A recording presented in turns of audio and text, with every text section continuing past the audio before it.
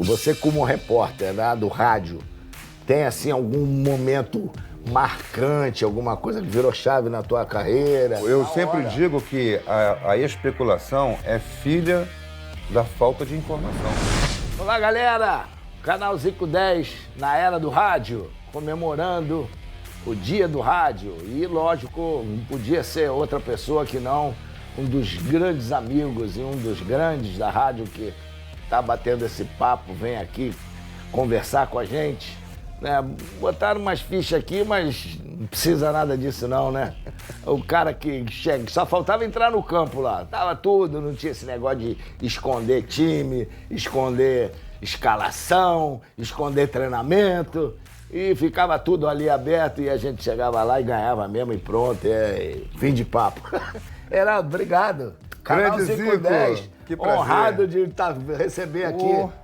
Honra é minha, Eu te entrevistei tanto, agora eu vou ser entrevistado por você. Tá vendo? Um dia volta, né? O mundo é uma roda gigante, como dizia o Branco, é um viaduto. Você passa por cima, outro dia você passa por baixo. Ai. Que prazer, Galo, estar aqui contigo. Feliz, teu sorriso tá diferente, né? Não sei porquê, né? Bons momentos, né? Quando as coisas vão bem, a gente demonstra isso. Né? Isso aí, né? Então, tá tudo bem, né, Guilherme? Vamos lá, vamos.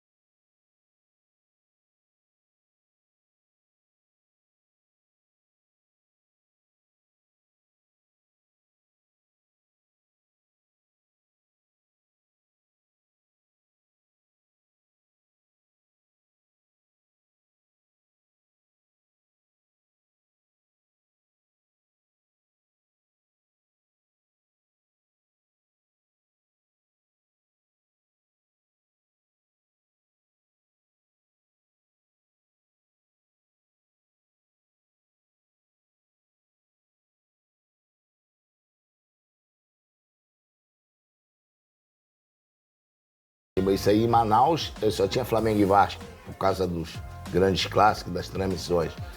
Aracaju, né? Sergipe, Maceió, Espírito Santo, mesmo sendo perto aqui, mas tudo era em função, as maiores torcidas, o número de torcedores é de Flamengo e Vasco, dos times do Rio, né? Exatamente. Porque eu não sei se os times de São Paulo, as rádios acompanhavam nessas, ou faziam muitas viagens. Eles ficavam mais restritos àquela região sul, ali Mato Grosso, Santa Catarina, Rio Grande do Sul. Né? Paraná, até o Paraná. Rio Grande do Sul não, porque o Rio Grande do Sul é quase que um país à parte naquela época, né? A gente chamava de a província cisplatina brasileira. Mas o Rio não, o Rio expandia para o Brasil inteiro.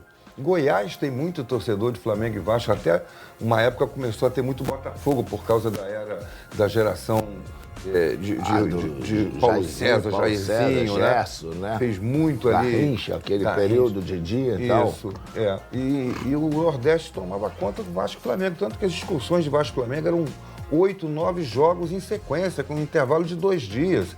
Jogava, pegava o avião, no dia seguinte jogava em outra cidade. Você, quando entrou no rádio, foi por inspiração de alguém? Que você é lá de Campos, né? Eu sou de Campos. Eu falei, estava lembrando disso outro dia. Eu comecei falando no primeira emissora, o primeiro microfone de rádio que eu empunhei, né? Foi em 1972, eu tinha 15 anos. Foi na Rádio Continental de Campos, eu era estudante. E se fazia um programa de estudantes lá que falava de cultura, falava da educação e tal. Mas o esporte já era muito evoluído e o futebol lá em Campos todo mundo era Flamengo, Botafogo, Vasco, Fluminense e americano e Goitacás. E aí, eles me pediram, segunda-feira, sentávamos eu e o Elcio Venâncio na sala de aula e era discussão o tempo inteiro, eu, Botafogo, ele, Fluminense, discussão o tempo inteiro. Aí tinha um que era Flamengo, outro que era Vasco. Aí ele falou, pô, você gosta tanto de futebol, vocês discutem tanto, por que não faz no programa um quadro de futebol? É legal, bacana. Aí conversamos lá e saiu esse quadro que a gente fazia na Rádio Continental. E aí a coisa começou, né? O rádio é um bichinho que entra no sangue, cara, e contamina. E aí a gente começou, e os caras da Rádio Continental, os profissionais de lá, os garotos fazendo aí o programa, gente que estuda, por que eles não querem fazer um teste aqui? Aí a gente foi fazer um teste, eu e o Elcio, e fizemos um teste lá e passamos, e ele foi embora, né? Dali, falei, aí eu cheguei em casa e falei, eu tinha já 17 anos, estava naquela fase de decidir o que você vai fazer no vestibular. Qual é a profissão que você vai seguir? Você podia ser professor, lá no interior tinha isso um pouco. Professor, na minha cidade, em Campos. Advogado, que tinha uma faculdade de Direito muito boa, medicina, que era a melhor de todas, era a mais procurada, e não tinha jornalismo. Ninguém era. Quem era radialista lá, trabalhava no banco durante o dia e à noite ia transmitir um jogo. Trabalho, né? Ia fazer era quase que um bico. Um bico, né? Um complemento. Aí eu cheguei para minha mãe e para meu pai e falei, eu quero estudar jornalismo. O quê? Foi um terremoto em casa, né? Essa faculdade toda para fazer jornalismo. Aqui em Campos não tem faculdade. Falei, pois é, eu vou fazer o vestibular. Na época era o vestibular unificado, eu tenho que ir para o Rio. Aí, cara, foi um drama em casa, né? Meu pai não queria de jeito nenhum. Não, como é que a gente vai manter esse garoto no Rio? Parece que eu estou ouvindo ele falar essa frase. Como é que a gente vai manter esse menino no Rio, Helena? E aí a minha mãe, né? Mãe, né? Foi dando um jeitinho e tal. Fiz o vestibular, passei, só podia passar para faculdade pública. Porque você elencava as faculdades por ordem. Eu botei o FRJ primeiro, o ERJ segundo, terceiro UF. Quarto já era faculdade particular, PUC e tal, não podia nem botar. Nem coloca, porque se não passar nas três, na particular que você não vai. E eu passei para o UFRJ, aí vim para o Rio estudar. Com a cara e a coragem. E aí comecei a visitar estúdio de Rádio Globo, estúdio de Rádio Tupi. Para morar. E para morar em pensão. Aí tinha um crédito educativo, que hoje é o FIES. Eu fiz um crédito educativo de moradia. Podia fazer de faculdade, né, do curso em si, se fosse particular, ou fazer de moradia. E eu fiz o de moradia. E aí foi isso que me manteve durante os 4 anos de faculdade. Aí antes disso eu já estava, com 2 anos, o Zé Carlos Araújo saiu da Rádio Globo, foi para a Rádio Nacional montar uma equipe nova, jovem e tal. A linguagem jovem que eles estavam pregando, ele, o Luiz Mendes, o Denis Menezes e o Washington Rodrigues. E aí foram para a Rádio Nacional, eu falei, linguagem jovem e tal, pô, sou um jovem fazendo faculdade, estou dentro desse projeto aqui. Fui lá, me ofereci, né, botei a cara e a coragem. Aí um garotinho vamos ficar aí 30 dias e tal, ver se você se adapta e tal. E aí fiquei, não saí mais. Né? Isso aí, né? Eu que tive de aturar, né? Muito tempo, né? Aí eu peguei apenas a fase áurea. Primeiro que eu fui cobrir o Vasco era o Roberto Dinamite. Aí saí e fui cobrir o Flamengo. Era Zico, Adílio, Tita, Nunes, Raul. A diferença grande do que é hoje do que era de você na época. Então, essa é a grande diferença, bom sempre né, a gente Zico? Falar para o pessoal saber que muda um pouquinho, a diferença é grande. Completamente diferente hoje. A distância que existe entre os profissionais do futebol, os jogadores, técnicos, dirigentes. Frequentava a sala do Jorge Elau, entrava na sala dele, batia na porta. Presidente, tudo bem? Posso entrar? Ô, Heraldo, entra aí. Aí e faz, conversa. No que conversa sobre a vida, né, o que está acontecendo no dia a dia, e conversa sobre futebol. E ali saem as notícias. E são notícias do tipo assim... São notícias que ninguém escondia, né? Que ninguém escondia. O que podia publicar, eles falavam. O que não podia publicar, eles não falavam. Né? Isso, E aí a gente tinha acesso a vestiário, Chegava no clube, na Gávea, entrava pelo portão dos jogadores, conversava com o porteiro, ia no vestiário antes dos jogadores chegarem, conversava com o babão, conversava com o massagista. O mais importante é que tinha um respeito de vocês em relação às coisas que a gente conversava, as coisas que eram notícias e as coisas que não eram notícias, entendeu? Então a gente conseguia fazer amizade, né? Fazia amizade. E que não confiança. Interferia no trabalho. No trabalho. Depois. Eram duas coisas, duas vertentes. É o trabalho, eu tenho que informar, no caso eu era repórter, né? Eu só trazia notícia, eu não era comentarista, não comentava. Se o Zico jogou bem ou jogou mal, era problema lá do Luiz Mendes, do João Saldanha, do Rui Porto, eles que comentavam. Mas eu trazia notícia, o Zico treinou, aí esse cara treinava falta, e eu ficava ali anotando, bateu 10 faltas do lado esquerdo com a barreira móvel. Depois ele entregava puxou a barreira para o adversário, entregava tudo. Contava tudo, não tinha segredo. Não adiantava nada. E na hora do gol, o goleiro sabia que ele ia chutar lá e a bola entrava do mesmo jeito. O jornalista sempre foi o intermediário entre o artista do espetáculo, que é o jogador, e o torcedor, que é a razão de ser. Faz um jogo de futebol, a pandemia mostrou isso, faz um jogo de futebol sem público. Não dá, olha que tristeza que é o futebol sem público. Tem como, né? Então ele precisa de quê? Da informação para ele mostrar para o filho dele, fazer o filho dele torcer para o mesmo time. E por isso que vem hoje, foram criadas as informações falsas. Que todo mundo tem que dar alguma coisa, sofre cobrança, qualquer coisa que ouviu falar, manda bola. Zico, eu sempre digo que a especulação é filha da falta de informação. O jornalista precisa da informação, não tem ninguém para dar informação. O técnico não fala, o presidente não fala, o diretor não fala, o médico não fala. O médico foi proibido de falar de repente. Quantas vezes a gente entrevistou Célio Cortec, que cuidou de você, doutor Giuseppe Taranto, lá no Vasco, Clóvis Munhoz. Eles davam informação real do que estava acontecendo com o jogador, vai ficar afastado por tanto tempo, tinha uma previsão, pode ser um pouco mais, um pouco menos, mas tinha uma lesão é essa. Lesão é tal. Eu aprendi muito, hoje em dia, eu cuido até do meu neto que joga futebol, e quando ele tem uma dor, eu já sei mais ou menos o que é, para que médico que vai levar. Era gelo e Tanderil, né? Gelo e Tanderil. E disso tudo, você como repórter, né, do rádio, tem assim algum momento marcante, alguma coisa que virou chave na tua carreira e que foi, isso aqui foi mais importante ou não foi? O grande furo de reportagem, né? O repórter vive do furo de reportagem. Não é porque eu estou no teu programa, mas diz respeito a você. Foi a tua venda para a Itália. Quando eu cheguei na Gávea, o Flamengo tinha sido campeão brasileiro, 83, 3-0 em cima do Santos no Maracanã. E aí o futebol entrou num marasmo, não tinha mais jogo.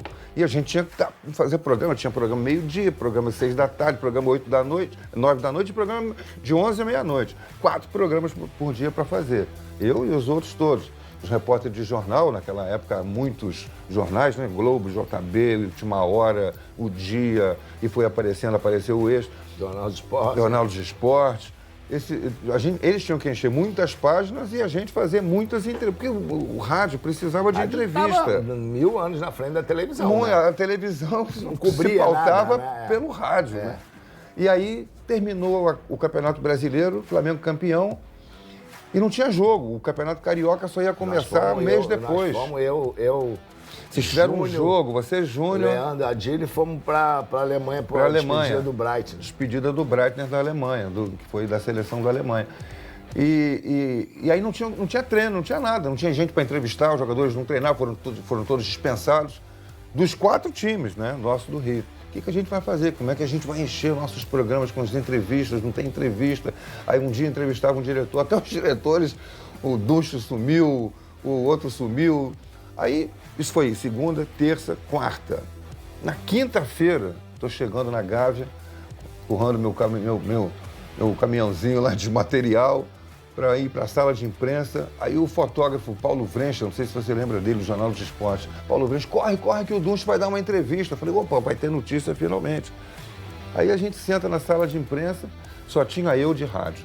Por quê? O pessoal, o Danilo Bahia já não estava. Eu estava na Rádio Nacional naquela época. Eu fui para a Rádio Globo 2 anos depois. Aí o Danilo da Rádio Globo não estava, o Fernando Luiz da Rádio Tupi não estava, porque não tinha treino. É. Aí, mas eu tinha programa 6 horas da tarde, 5 horas da tarde. Foi pra lá, né? Fui pra lá, alguma coisa eu vou falar, nem que eu tenha que entrevistar o dono do bar. Eu vou pra Gávea e vamos embora. Aí cheguei, aí teve esse lance, chamando, só tinha 2 fotógrafos, eu, repórter de rádio, e um repórter de jornal. E jornal naquela época não tinha... Só tinha que sair Só no dia seguinte. Só sai no dia seguinte. Aí sentei na sala, antessala do Dunche de Abranches, senta o Dunche. Eu tenho uma notícia para dar para vocês e está acontecendo uma coisa muito séria no Flamengo e eu estou sem saber o que fazer. Aí todo mundo se aprumou na cadeira assim, o que aconteceu, né? Aí o Dunche, eu tenho uma proposta de $2 milhões para vender o Zico e não sei o que fazer. Eu levantei da minha cadeira, que estava assim, numa sala pequena, e o Dunche sentado numa mesa, tinha um telefone, né? Que era o telefone de ramal. Eu fui do lado dele, peguei o telefone de ramal, ele olhou para mim assim, vai falando, presidente, vai falando que eu estou ligando para a Rádio Nacional. Era um 5 para as 5, o programa entrava no ar às 5 horas.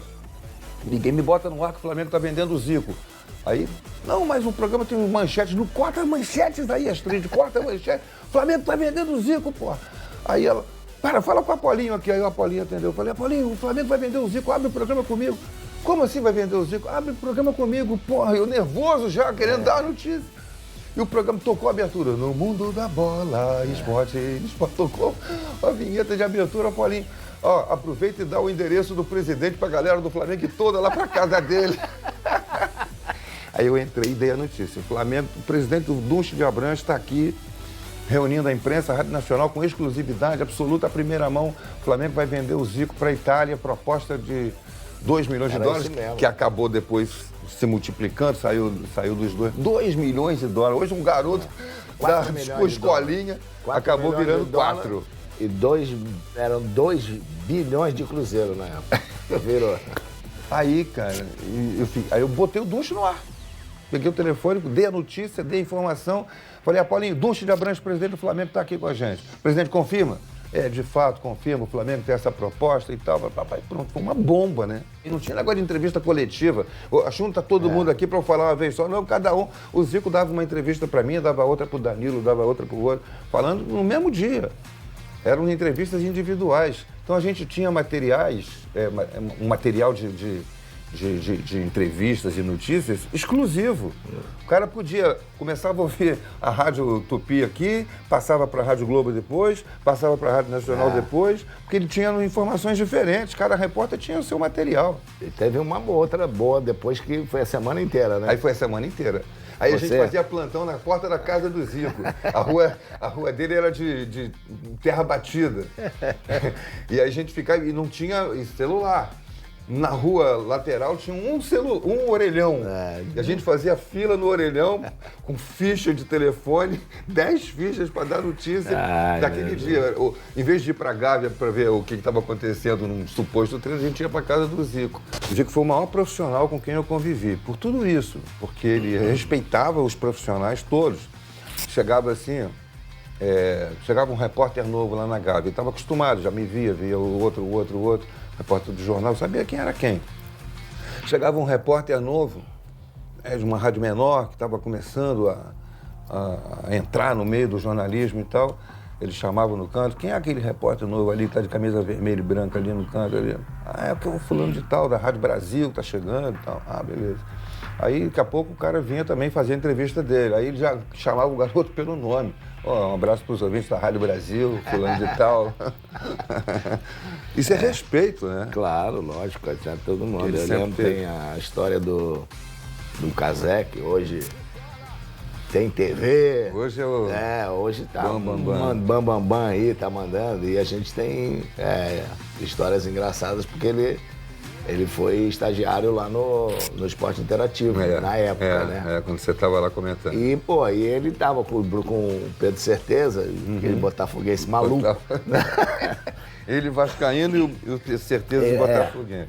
Aí eu mexia muito com eles, né? Um elevador subia e tal, aí eles estavam abrindo um podcast, né?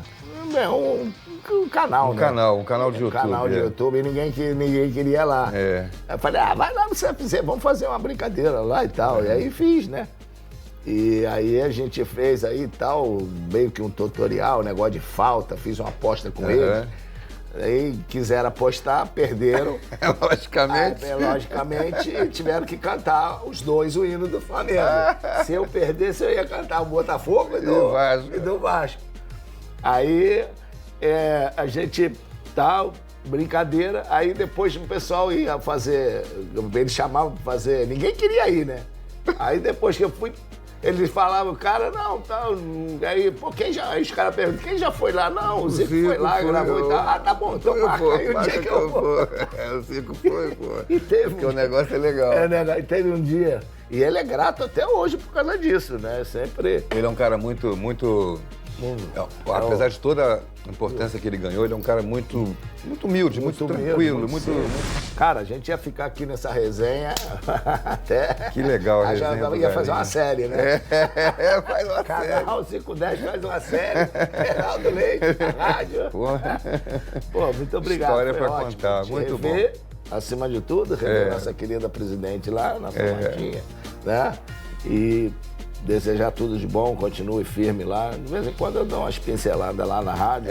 Isso aí. Comentário, vejo você lá com a galera. É muito bom, é muito bom ter você. Acompanha o Instagram. É isso aí. O Instagram. Da Martinha também. A única coisa que eu não consegui do Zico é ganhar no número de netos. Ele faz um 9-6 em cima de mim, cara, que eu não tô conseguindo. Mas tá chegando. Mas ainda não terminou o jogo, não. Estão com 6. É verdade, são poucos. Mas o jogo também ainda não terminou, não.